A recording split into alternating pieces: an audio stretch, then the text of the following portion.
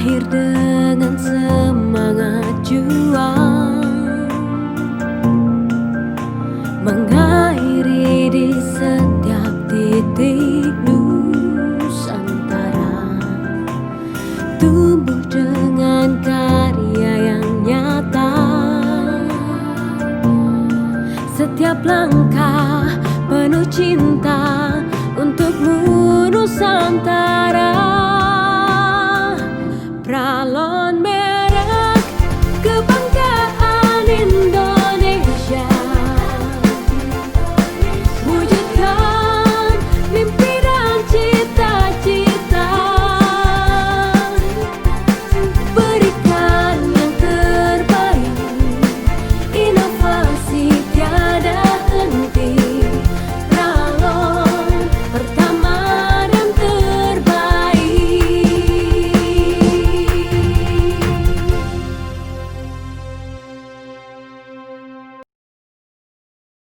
Oke, selamat pagi Bapak Ibu sekalian. Sungguh senang sekali pagi hari ini kita boleh kembali berjumpa di dalam satu acara webinar. Walaupun di tengah-tengah kita menghadapi pandemi, tetapi kesempatan ini juga tidak menutup kita boleh menyapa Bapak Ibu sekalian. Sekaligus kita ingin juga membagikan beberapa tip di dalam memilih pipa yang baik. Sebelum kita mulai, di sini ada beberapa tata tip agar terlaksananya webinar ini dengan baik. Yang pertama, kita mohon dengan sangat Bapak Ibu sekalian atau dalam keadaan off, sehingga apabila ada pertanyaan Bapak Ibu sekalian dapat menulis di dalam kolom chat dan nanti akan dijawab oleh narasumber. Dan yang ketiga, jika ada kendala teknis, silakan nanti kolom chat kepada kami coba bantunya. Oke, kita tidak berlama-lama lagi. Waktu dan tempat saya serahkan kepada Johan sebagai moderator kita pada pagi hari ini. Beliau adalah sales manager di bidang project. Halo. Selamat pagi Bapak-Bapak Ibu semua. Terima kasih sudah dapat mengikuti atau hadir di webinar pada pagi hari ini. Saya Johan sebagai sales manager di project.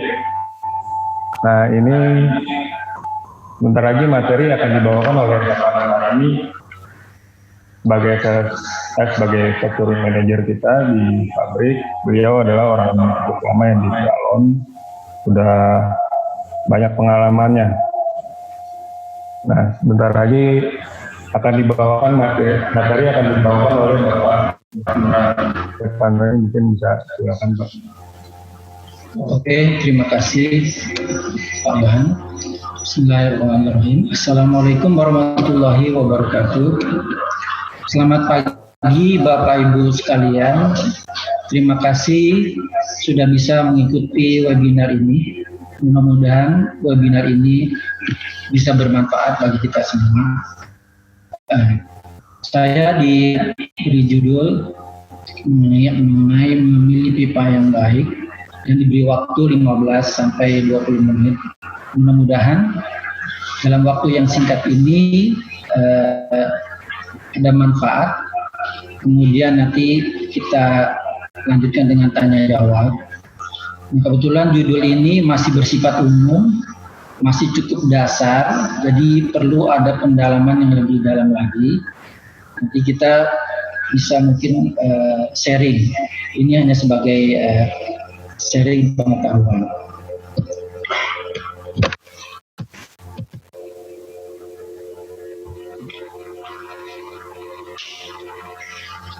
Semoga Bapak Ibu sekalian dalam keadaan sehat walafiat.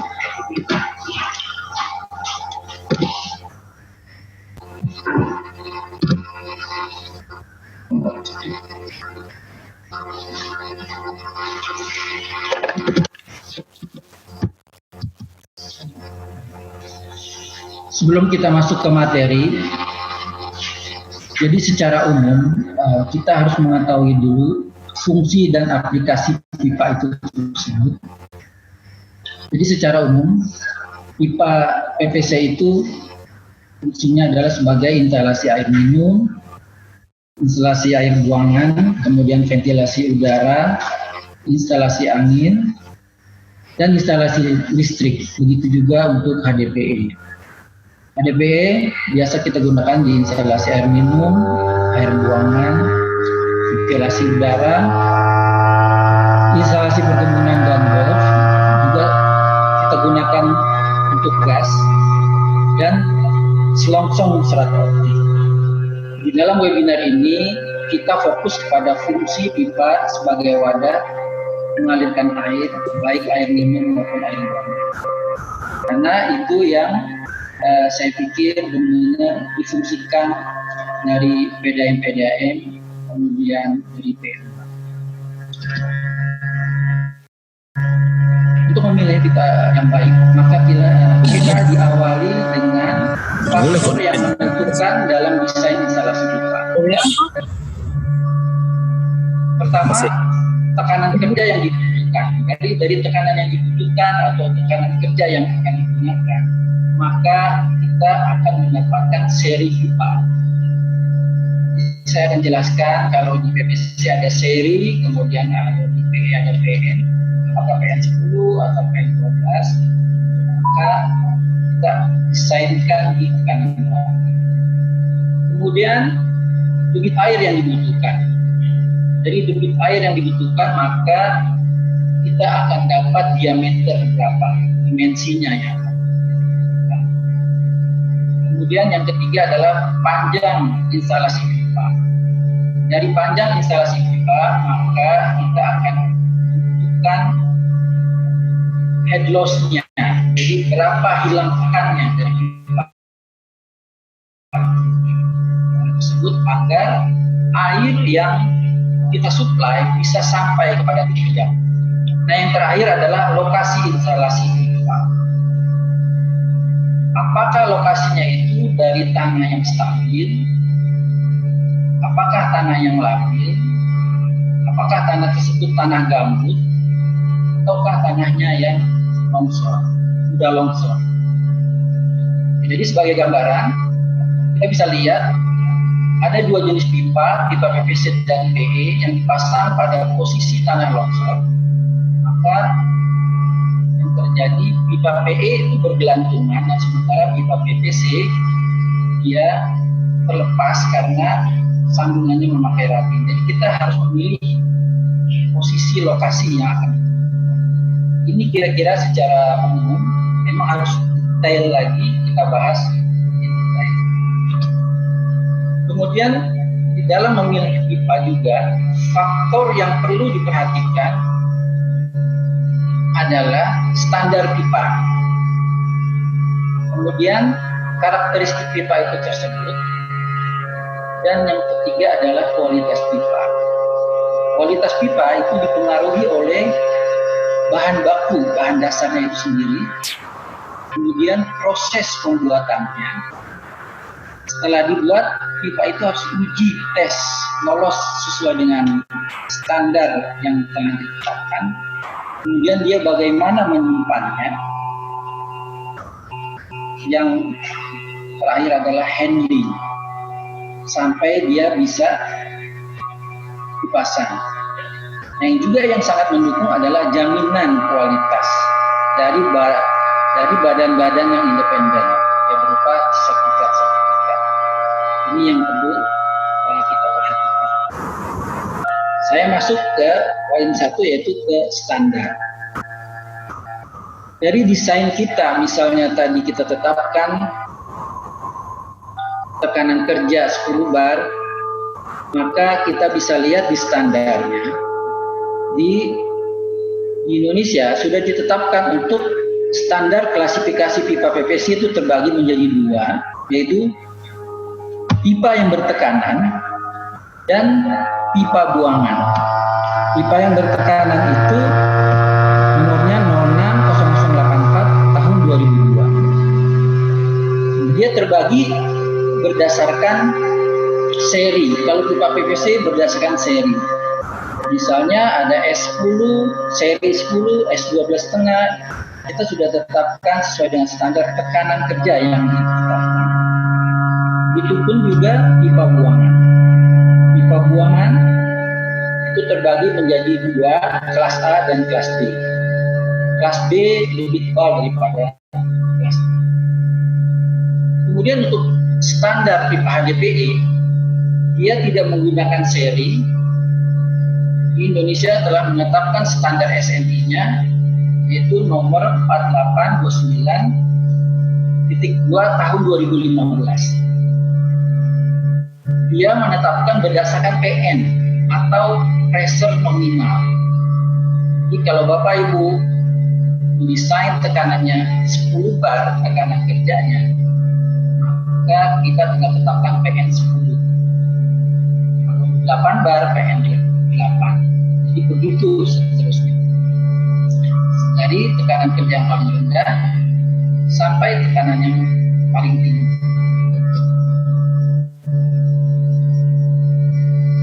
Kemudian di dalam memilih pipa yang saya bicarakan tadi, kita harus tahu dan paham juga karakteristik dari pipa-pipa tersebut. Kebetulan dalam webinar ini kami fokus pada dua jenis pipa yang paling banyak digunakan oleh PDAM. Pertama, karakteristik pipa PVC yaitu tahan karat. Kalau kita lihat pipa PE juga sama tahan karat karena materialnya dari polimer. Kemudian yang kedua adalah permukaan yang licin sehingga mengurangi gesekan di pipa dengan cairan tahan terhadap abrasi dan iritasi. Ini adalah hubungannya yang tadi terhadap desain pipa yang semakin jauh, maka dibutuhkan head loss atau gesekan antara permukaan pipa dan air agar air lancar dalam pipa tersebut sampai ke tujuan. Kemudian yang ketiga adalah sama-sama ringan, tetapi antara PVC dan HDPE memiliki perbedaan berat jenis. Pipa PVC berat jenisnya 1,43. Di bawahnya kita bisa lihat, kita bandingkan dengan pipa asbes, pipa porselin, pipa aluminium, pipa cast iron, pipa steel. Dia masih di bawah berat jenisnya dari pipa-pipa yang lain, maka dia lebih ringan. Dan lebih ringan lagi untuk pipa HDPE. Pipa HDPE itu berat jenisnya 0,95. 0,95 artinya itu di bawah berat jenis air. Berat jenis air adalah 1. Jadi sifat daripada pipa HDPE adalah mengambang kalau di air. Kalau PVC karena 1,43 maka dia masih. Kemudian karakteristik berikutnya adalah masing-masing kedua pipa ini mampu menerima tekanan air 5-20 bar sebagai tekanan kerja. Jadi Bapak Ibu sekalian, kalau sudah mendesain pipanya 10 bar, 15 bar, maka kedua pipa ini mampu untuk menerima tekanan. Karakteristik berikutnya adalah higienis. Jadi pipa tidak berbau, tidak beracun, sehingga dapat digunakan untuk air minum. Maka pipa PVC dan pipa HDPE dapat kita rekomendasikan untuk air minum. Kemudian sifat yang berikutnya adalah isolator listrik yang baik. PE juga sama, dia bisa bersifat sebagai isolator yang baik. Maka di PVC juga digunakan sebagai pipa listrik. Kemudian di HDPE juga ada untuk serat optik. Kemudian ada sedikit perbedaan memang mengenai yang poin 7, tidak nyala api. Jadi karakteristik pipa PVC kalau kita bakar, dia api tidak akan menyala. Berbeda dengan HDPE. Kalau HDPE, Bapak Ibu sekalian, kalau coba dibakar, dia akan menyala. Itu perbedaannya. Kemudian yang ke-8 adalah pipa bersifat kaku atau rigid sehingga tidak dapat digulung seperti pipa PVC. Berbeda dengan pipa PE. Pipa PE bersifat fleksibel sehingga dia dapat digulung. Biasanya yang kita gulung adalah dari ukuran 110 mili ke bawah atau 4 in ke bawah. Kemudian nomor 9, kedua-duanya adalah tahan terhadap bahan kimia. Yang 10, tahan retak karena kita ada pengawasannya. Kemudian yang ke-11 adalah tahan terhadap suhu rendah. Tapi di Indonesia tidak biasa suhu minus atau suhu rendah. Tapi ini adalah bagian daripada karakteristik. Karakteristik berikutnya adalah tahan terhadap suhu di segala cuaca. PE juga sama seperti itu. Nah, yang ke-13 ini yang berbeda antara pipa PVC dan HDPE. Pipa PVC, metode penyambungan bervariasi, umumnya adalah ada 2, solvent semen dan rubber socket atau RRJ biasanya. Solvent semen biasa ukuran kecil dari 2 in ke bawah, kemudian rubber socket itu dari 2 in atau 63 mili ke atas. Sementara pipa PE, metode penyambungannya sampai ada 5 metode. 1, butt welding, ini yang umum digunakan PDAM, PU. Kemudian mechanical joint, ini umum biasa dipakai di perkebunan. Bisa kena plug. Kemudian yang ketiga adalah socket fusion. Socket fusion ini umumnya pipa-pipa yang ukuran dari 2 in ke bawah. Nah, yang keempat adalah electrofusion.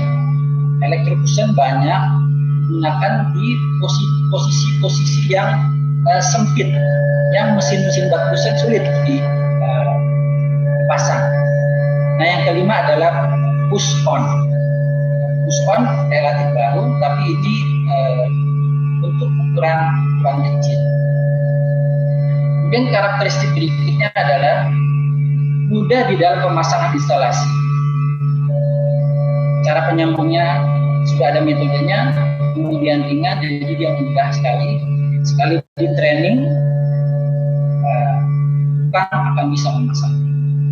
Kemudian yang ke-15 adalah kedua-duanya mudah di dalam perbaikan. Kemudian yang ke-16 adalah mudah di dalam perawatan. Yang ke-17, kita dapat menggunakan kedua pipa ini untuk jangka panjang. Nah, yang terakhir adalah ekonomis. Karena ringan, karena mudah, sehingga kita nilai ini ekonomis.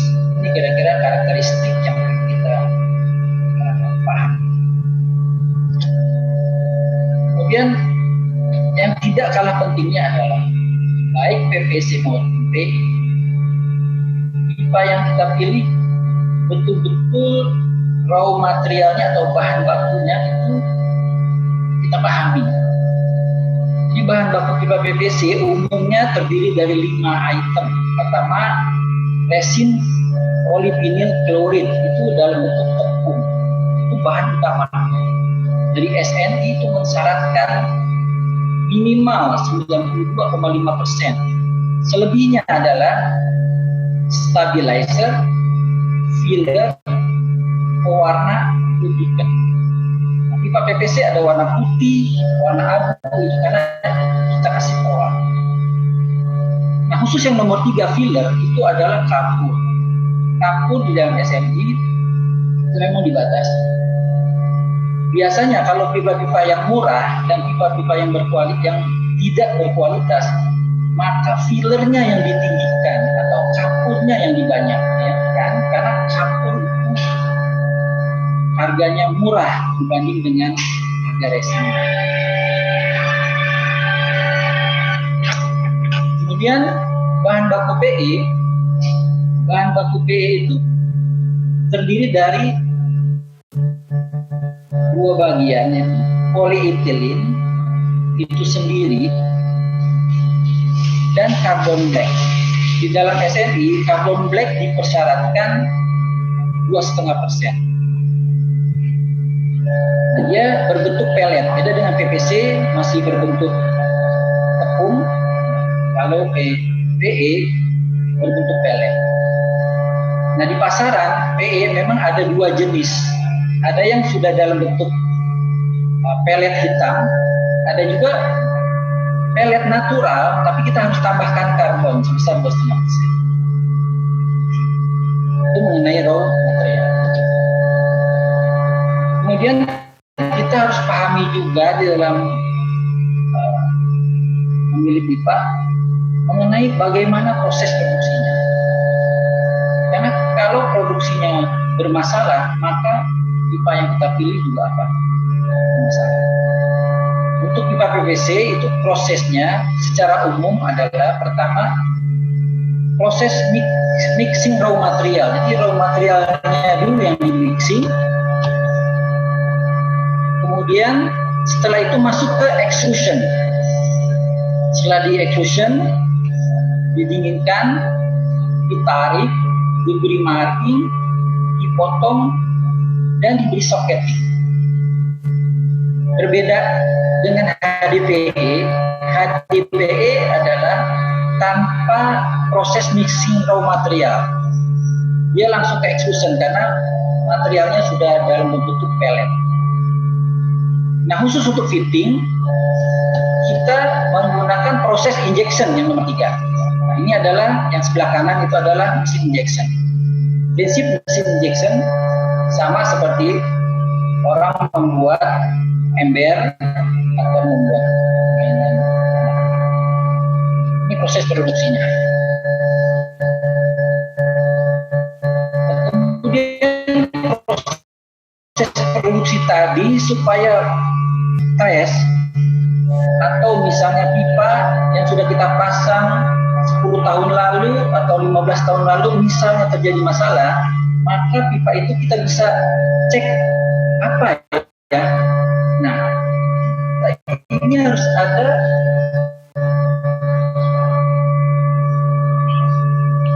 ada rencana mutu. Rencana mutu itu dari suppliernya yang kita harus tentukan.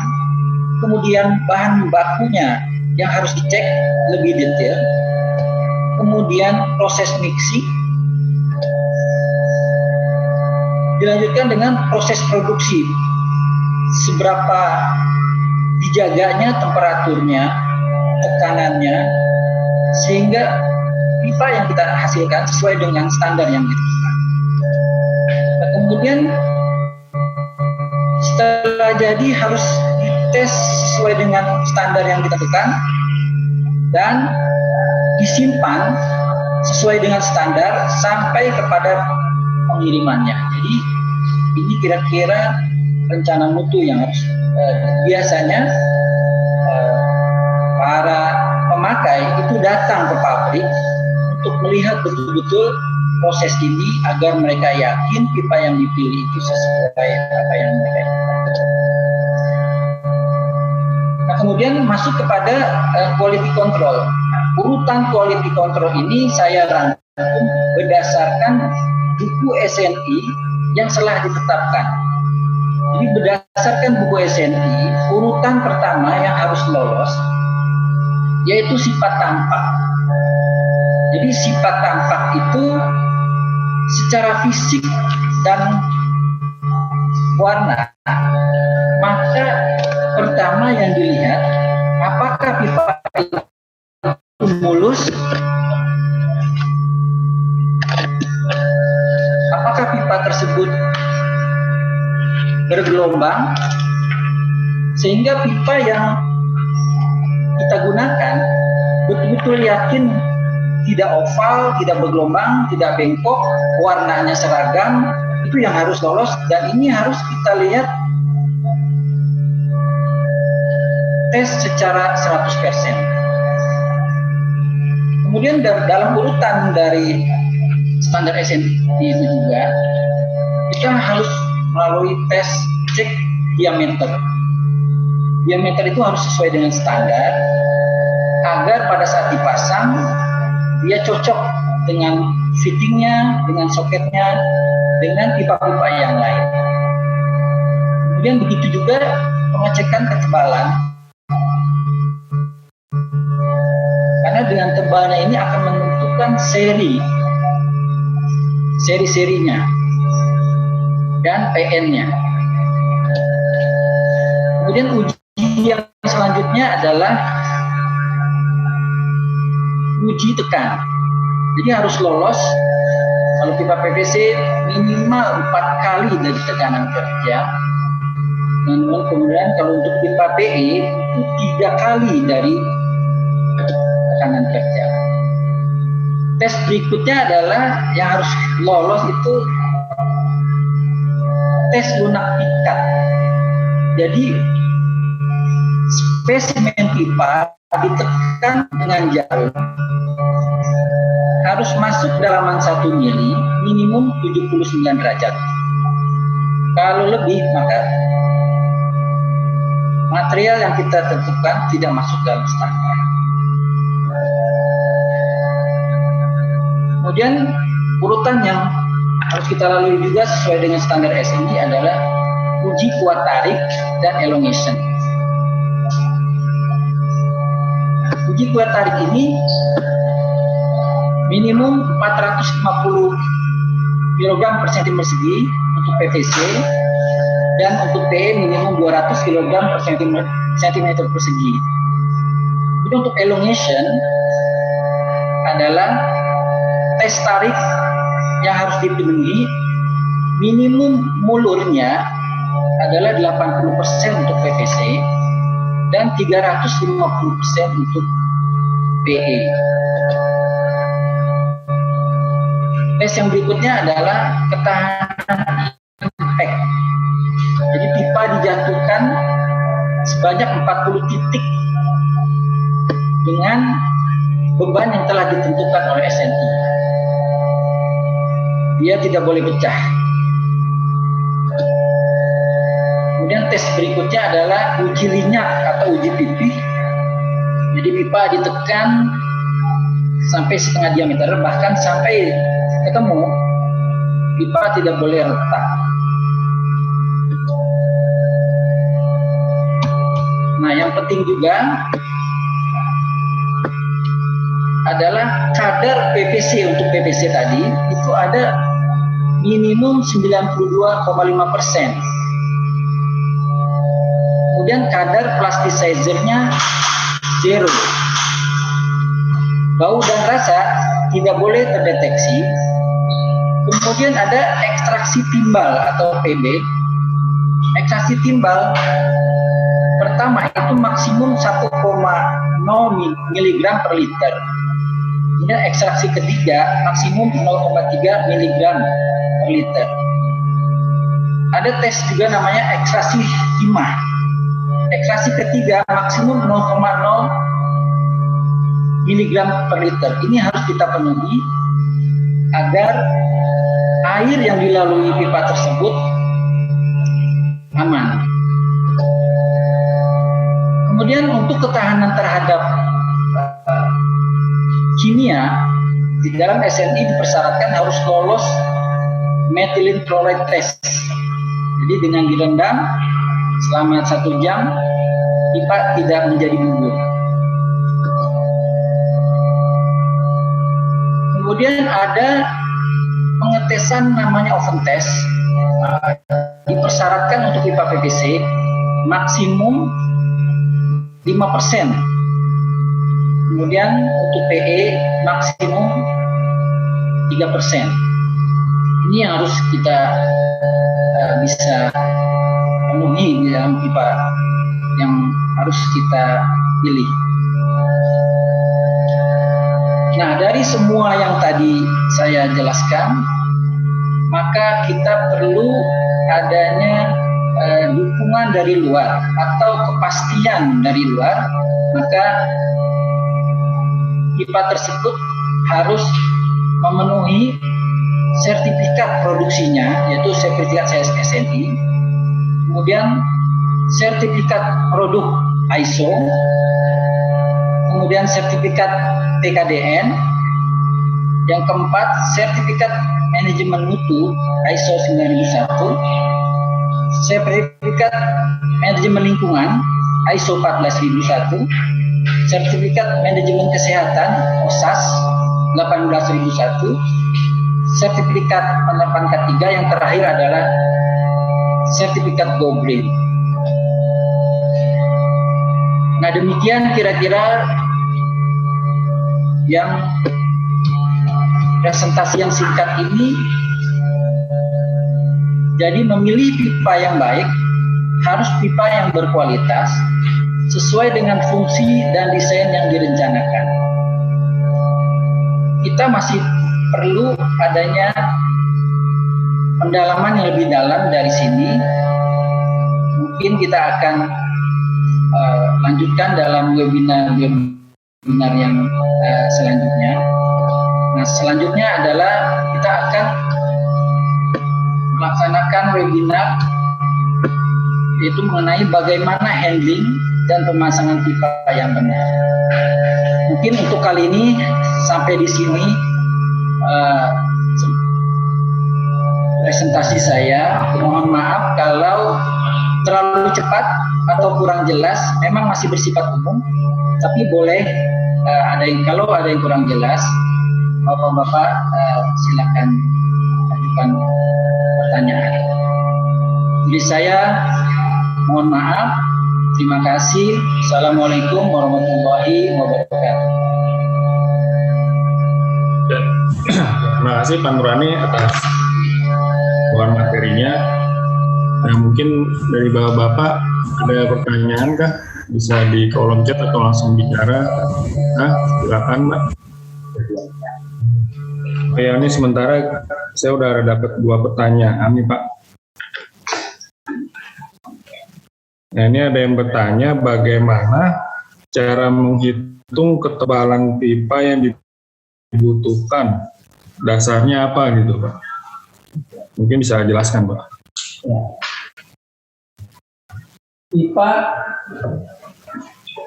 yang dibutuhkan pertama adalah memang sesuai dari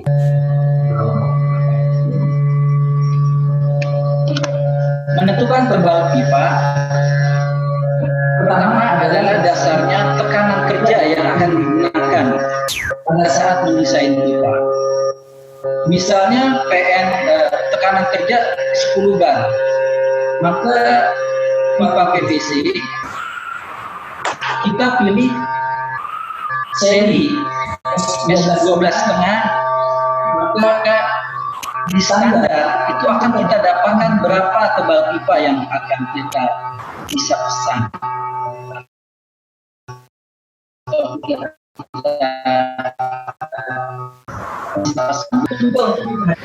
Tekanan berapa yang akan kita gunakan? Misalnya 10 bar, maka kita pilih PN10. Maka di dalam standar itu akan mudah kita dapatkan berapa tebal pipa yang bisa kita tetapkan. Mungkin itu yang paling mudah untuk menentukan tebal pipa. Silakan. Oke.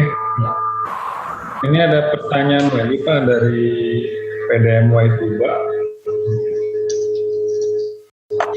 Pak Direktur ini nanya, software itu maksudnya gimana Pak? Gimana Pak dijelasin? Ya.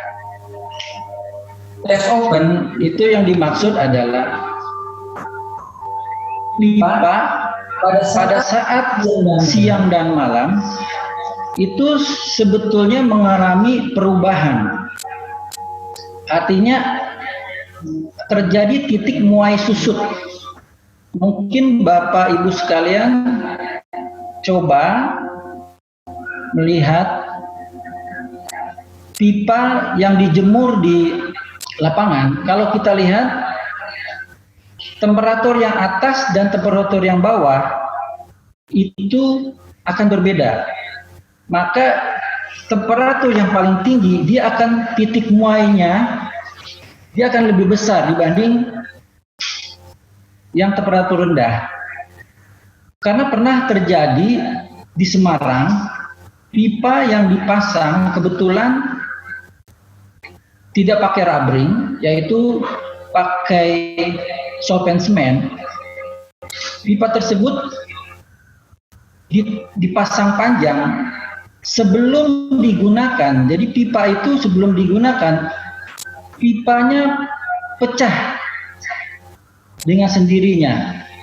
Jadi belum ada tekanan dari dalam maupun dari luar. Kenapa dia pecah? Karena pipa itu mengalami susut muai. Coba bayangkan pipa yang 100 meter, kalau pemuaiannya 10%, maka pipa itu akan panjang dengan sendirinya. Makanya SNI membatasi maksimum 5%. Karena pada saat titik terjadi pemuaian, pipa akan mengalami panjang dengan sendirinya dan pendek dengan sendirinya. Nah, biasanya di dalam proyek maka harus direduce terhadap titik muai tersebut. Biasanya dipasang rubber joint atau flexible joint agar pada saat siang dia memuai, dia terreduce pada flexible joint tersebut. Dan pada saat malam hari dia menyusut juga terreduce. Jadi pada saat pipa itu bergerak susut muai, dia tidak terjadi pecah. Nah, maka di dalam SNI susut muai baik PE maupun PVC itu harus dibatasi. PE maksimum 3% di dalam standar SNI dan PVC maksimum 5%. Mungkin kira-kira itu yang saya bisa jawab. Oke, Pak Donald ya Pak ya. Kira-kira ada yang bisa. Oke, Pak Donald ya Pak ya. Sorry Pak, mungkin ada pertanyaan lainnya Pak?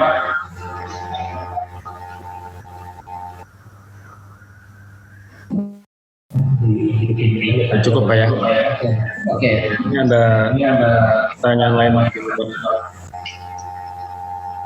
Di sini ada bahwa isu PE itu dicoba daerah labil apa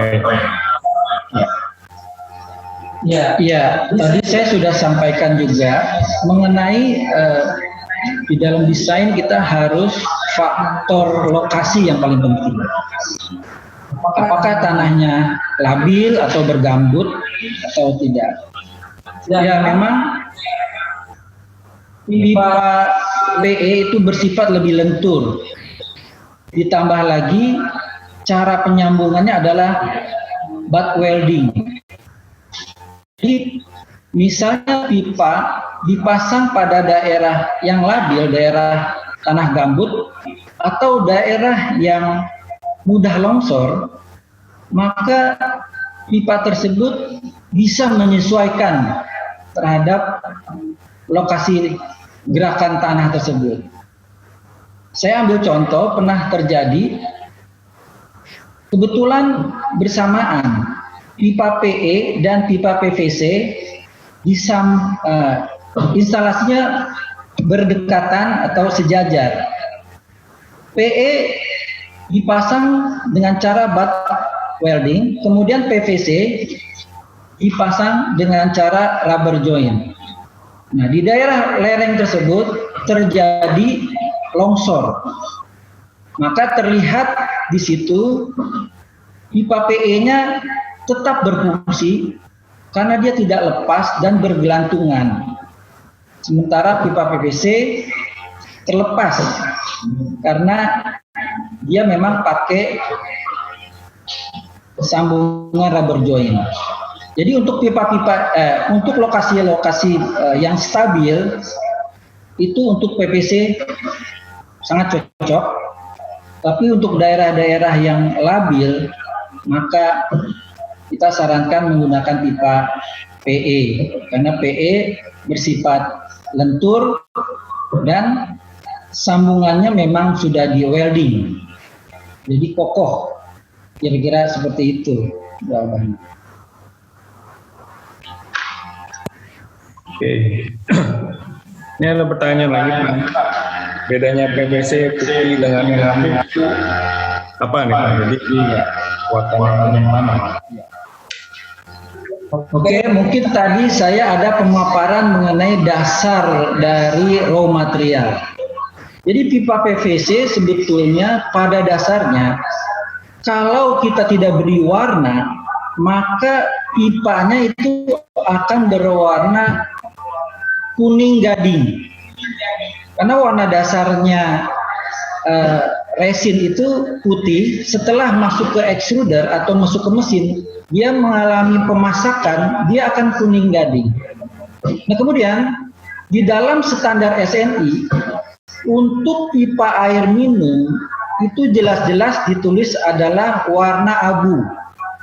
Nah warna abu itu kita beri warna. Nah kemudian ada juga permintaan karena dari Eropa ada standar yang warnanya putih dan kita juga ada yang familiar warna putih. Maka kita berikan pewarna putih. Jadi warna putih dan warna abu itu adalah sebagai pigmen saja, sebagai pewarna saja. Jadi kekuatan sama. Memang di dalam standar SNI, dalam klausul, walaupun dinyatakan pipa air minum itu abu, tetapi permintaan customer warna lain, misalnya putih, maka diperbolehkan. Jadi kalau ditanya kuat mana abu dan putih, kalau sesuai dengan standar materialnya sama, jadi warna itu tidak mempengaruhi kekuatan. Itu kira-kira.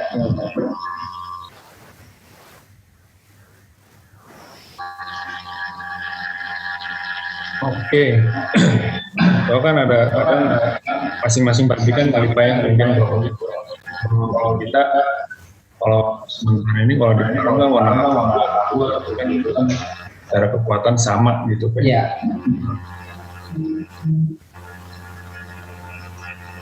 Oke, kira-kira ada pertanyaan lagi yang mungkin ada yang ingin ditanya?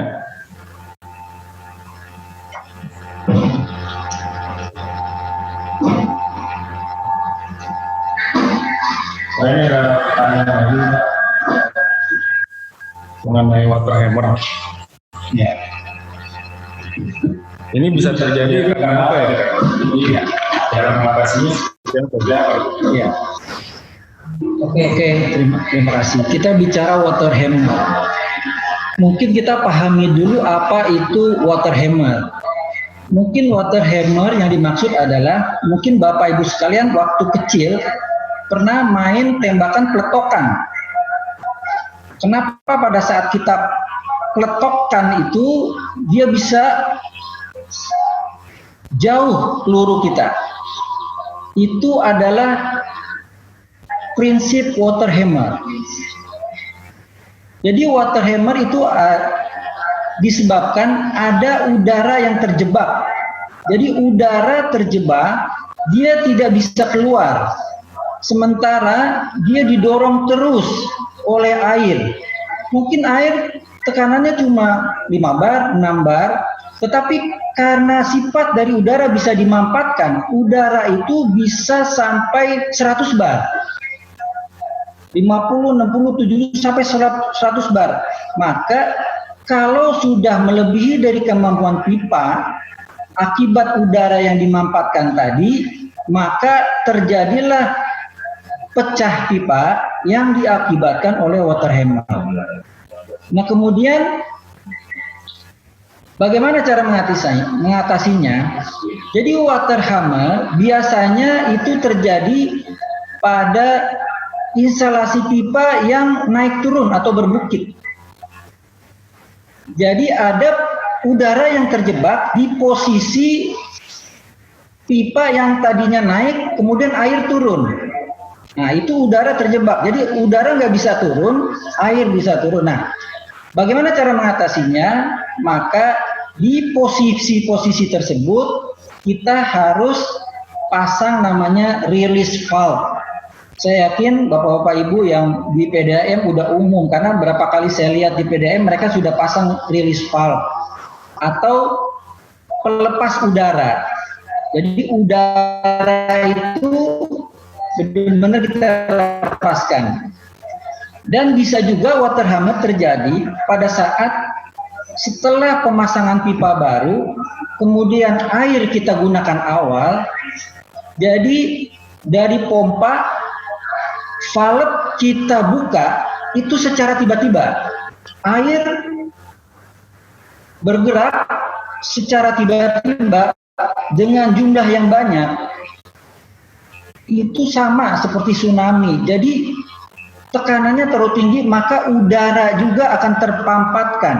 Nah, pada saat udara terpampatkan, maka itu terjadi water hammer. Nah, bagaimana cara mengatasinya?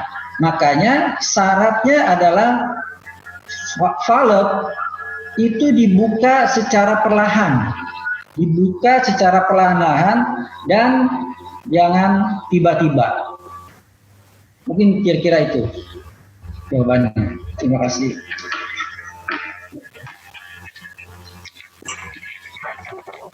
Ya, oke. Ini dari Bapak Sari Pontianak, Pak. Ada bertanya mengenai metode penyambungan pipa HDPE. Cara memilih tipe sambungannya, Pak. Sambungan pipa HDPE. Ya. Bisa diinformasikan. Ya, terima kasih.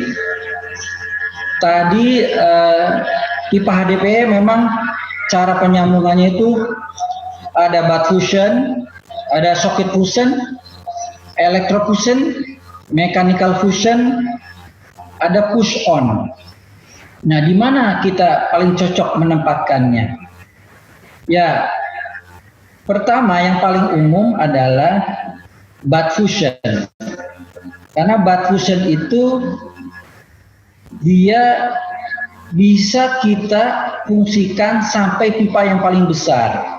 Jadi bath fusion itu kita bisa gunakan dari pipa 63 mili sampai pipa 2000 mili. Itu menggunakan bath fusion. Kemudian bagaimana dengan mechanical joint? Nah, mechanical joint itu juga bisa, tetapi umum di pasaran sekarang maksimum sampai 160 mili atau 6 in. Tetapi electrofusion itu sambungannya mahal. Kebetulan di Indonesia juga belum diproduksi, maka lebih banyak kita import. Nah, biasanya electrofusion itu digunakan di perkebunan-perkebunan yang knockdown. Misalnya perkebunan kepala sawit, kelapa sawit, kemudian mereka memakai pipa, satu saat itu bisa dilepas, maka mereka pasang mechanical joint. Tapi kelemahannya mechanical joint itu ada sambungan, setiap sambungan itu ada bodi yang besar, jadi cukup mengganggu, tetapi dia mudah untuk dilepas lagi. Kemudian yang berikutnya adalah electrofusion. Nah, electrofusion itu sebetulnya sambungan yang paling bagus dan yang paling kuat. Maka banyak digunakan untuk pipa gas. Nah, electrofusion itu untuk daerah-daerah yang sempit, yang nggak bisa mesin welding masuk, biasa pakai electrofusion. Nah, sama juga electrofusion itu belum familiar di Indonesia karena sambungannya masih import juga dan harganya mahal.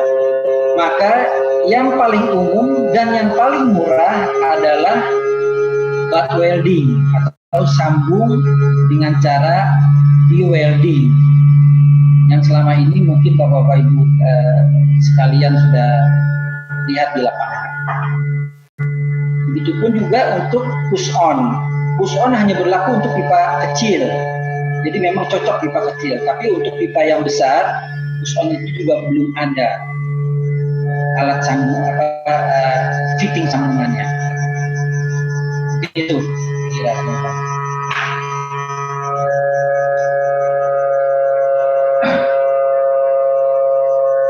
Oke, Pak Nurani. Nah, ini ada pertanyaan lagi Pak dari kerja Belitung Timur Ya. dari PDM Beltim. Beliau bertanya, jenis pipa PVC, apakah ada jenis pipa PVC yang kualitas dan fungsinya sama dengan pipa GIF?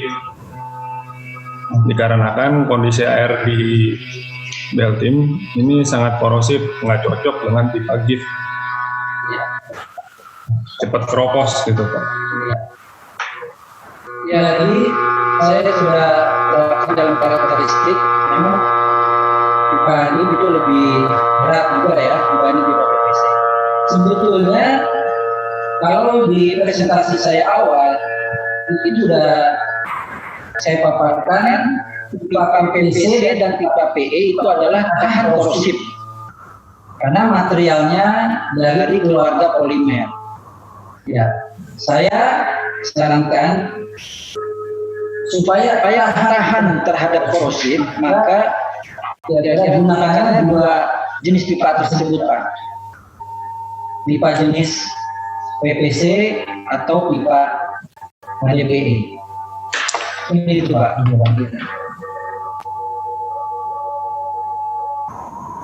Kira-kira cukup jelas Pak dari PDM Belitung Timur, atau mungkin ada yang mau ditanyakan lagi?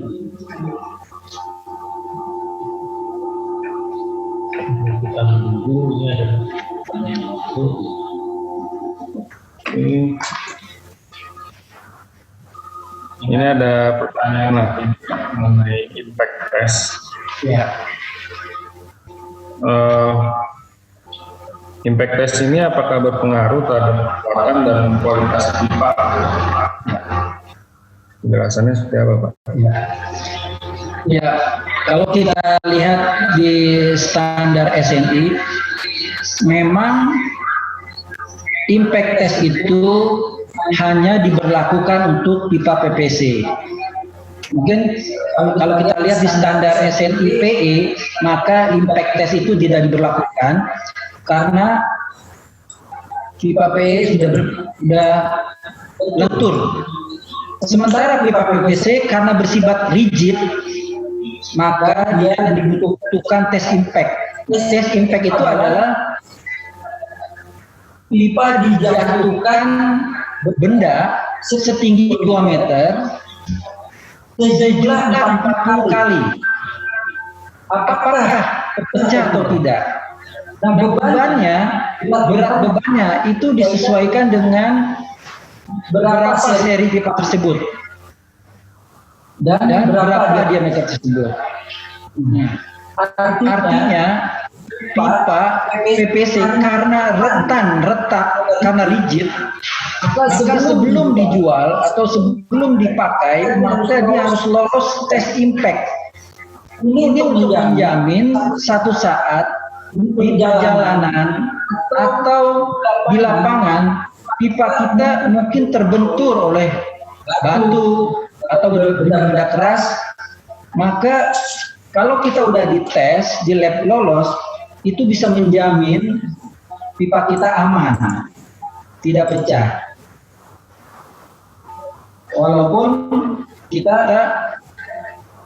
agak lengah di dalam handling, karena memang handling itu cukup penting.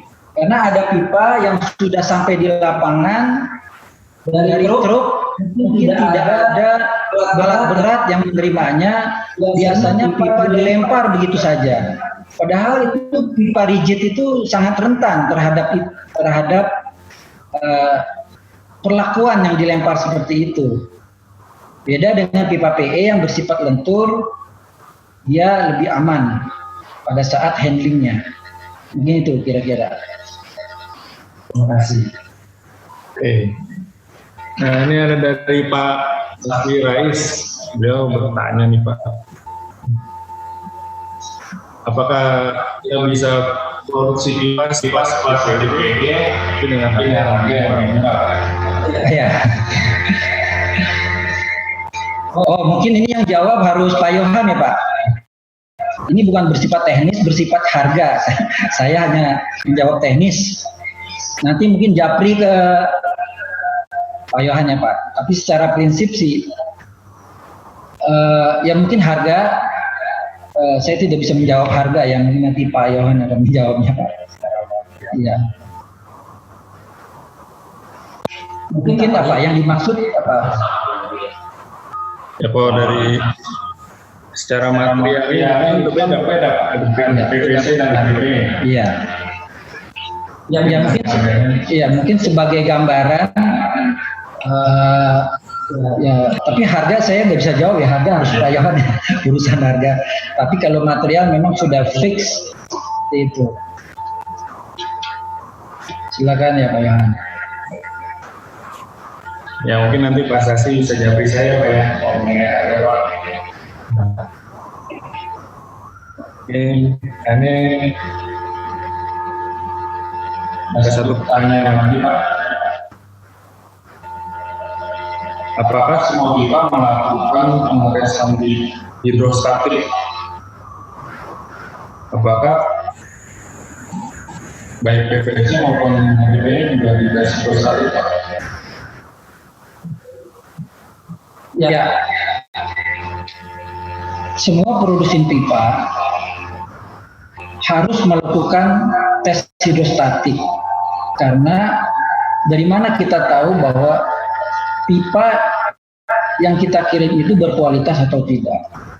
Jadi sebagai gambaran, hidrostatik itu kita lakukan dalam satu hari itu 3 kali. Jadi terbagi di dalam yang saya bilang tadi ada namanya quality plan. Di dalam quality plan itu, jadi dari jam produksi dari jam 7 sampai jam 3 sore itu kita harus lakukan tes hidrostatik. Jadi lot yang dari jam 7 sampai jam 3 apakah aman. Nah, kemudian dari jam 3 sore sampai jam 11 malam lotnya juga kita tes hidrostatik. Kemudian dari jam produksi yang jam 11 malam sampai ke jam 7 pagi lagi itu kita tes hidrostatik. Bila di dalam satu lot, misalnya lot kedua dari jam 3 sampai jam 11 itu terjadi pecah, maka pipa yang kita produksi dari jam 3 sampai jam 11 itu harus reject, tidak boleh dikirim ke customer. Artinya terjadi masalah dalam proses produksinya, sehingga kita aman di dalam penggunaannya nanti. Nah, kemudian di samping itu dari Balai Independen itu yang saya bicarakan tadi adalah itu yang kita lakukan internal. Karena pabrikan tuh harus mempunyai alat internal tes semua. Nah, untuk menjamin juga, kami juga mengetes juga yang eksternal, badan-badan yang independen. Nah, biasanya PDAM, PU, kontraktor, mereka juga mengetes sendiri ke badan-badan independen untuk meyakinkan bahwa pipa yang akan kita gunakan benar-benar aman. Nah, kemudian ada juga di dalam standar ISO, instalasi pipa yang baru kita pasang di lapangan, misalnya di PDAM, sebelum serah terima, itu harus ada prosedur pengetesan pressure. Jadi misalnya pipa sudah dipasang di lapangan sejauh 300 meter, maka pipa tersebut harus dites 1,5 kali tekanan kerja. Misalnya Bapak-Bapak mendesain 10 bar, maka pipa tersebut harus dites 15 bar selama 2 kali 24 jam. Nah, dalam 2 kali 24 jam, Bapak Ibu lihat apakah itu terjadi penurunan pressure. Secara prinsip, kita tes 15 bar, biasanya ada penurunan cuma 1 atau 1,5 bar, itu artinya hanya konsolidasi. Tetapi kalau dari 15 bar turun sampai 10, 7, 8, berarti pipanya ada yang bocor. Nah, setelah 2 kali 24 jam lolos, maka pipa kita boleh digunakan atau boleh diserah terimakan ke customer, ke owner. Ownernya dalam hal ini misalnya PDAM, maka kontraktor yakin dan PDAM yakin pipa yang akan digunakan sudah lolos tes. Itu untuk hidrostatik tes.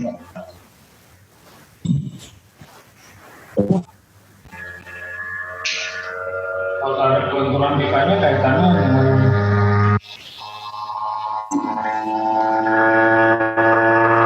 terhadap kelenturan pipa apa kaitannya dengan hidrostatik itu ada kaitannya nggak ya dengan kelenturan pipa? Ya. Hidrostatik itu terkait dengan tensile strength sebetulnya. Nah, kalau kelenturan itu terkait kepada elongation test. Karena pipa PVC maupun pipa PE, walaupun pipa PE lebih lentur, maka hidrostatiknya tetap harus sama-sama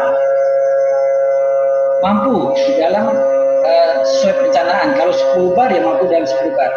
Tetapi tadi kelenturan itu berbeda di elongation test. Elongation test di dalam SNI pipa PVC itu minimal 80%. Nah, sementara karena PE itu lentur, SNI mensyaratkan 350%. Nah, itu perbedaannya. Artinya, kalau PE elongationnya di bawah 350, maka dia tidak lolos tes. Tetapi kalau PVC cukup 80%, minimal, itu minimal. Jadi biasanya sih 100, 120, 130. Jadi kelenturan itu mempengaruhi elongationnya, tidak mempengaruhi hidrostatik. Itu Pak. Oke.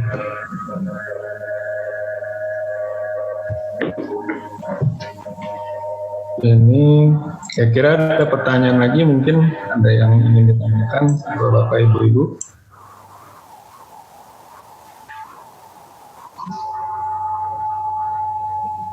Kalau secara supportnya Pak, nanti kita dari Pralon sendiri support terhadap pengajuan kita di. Iya. Ya, kami akan mensupport. Jadi saya sih berharap webinar ini ya sebagai sarana silaturahmi saja Pak. Tapi secara personal misalnya Bapak ingin support apa, kami dengan sama-sama akan mengirim teknisi atau kita bisa berdiskusi apa saja yang Bapak butuhkan mengenai teknis, mengenai pengetahuan, dan secara prinsip sebetulnya kita sharing Pak.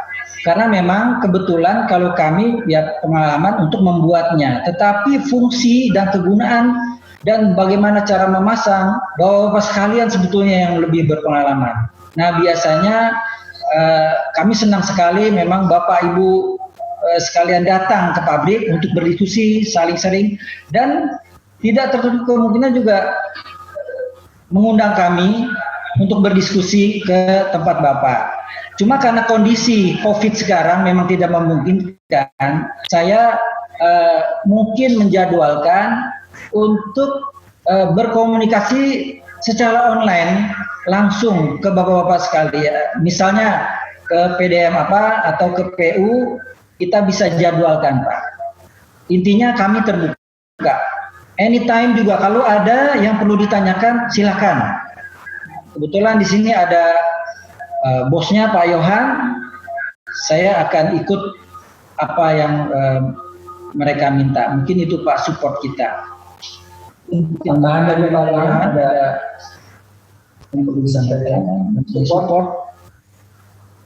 Oke, mungkin Dari kita nanti kalau memang mungkin nanti di antara bapak-bapak atau ibu-ibu yang memerlukan hal yang lebih mendetail gitu ya, mungkin ada yang ingin tanyakan, kita bisa lakukan meeting kecil melalui Zoom gitu. Nanti kita atur jadwalnya dengan Pak Nurani. Nah, untuk dari ini, untuk di acara kita hari ini, apakah masih ada yang ditanyakan? Kalau memang yang sudah tidak ada, saya ingin mengucapkan terima kasih karena sudah mau mengikuti. Nah, mungkin ada yang ingin disampaikan sebelumnya.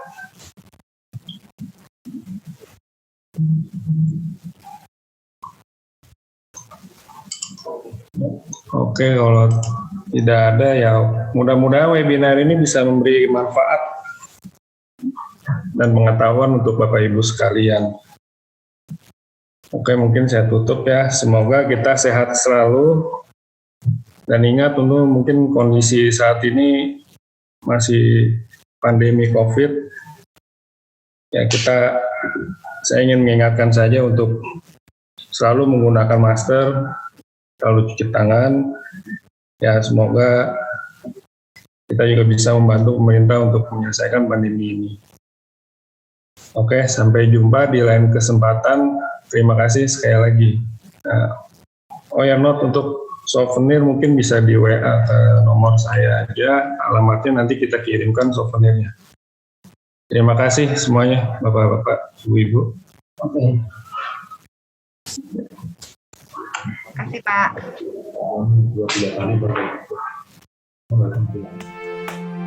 Lahir dengan semangat juang, mengairi di setiap titik Nusantara, tumbuh dengan karya yang nyata. Setiap langkah penuh cinta untukmu Nusantara. Pralon merek kebanggaan Indonesia, wujudkan mimpi dan cita-cita,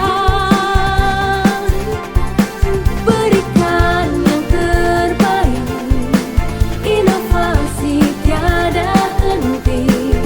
Pralon pertama dan terbaik.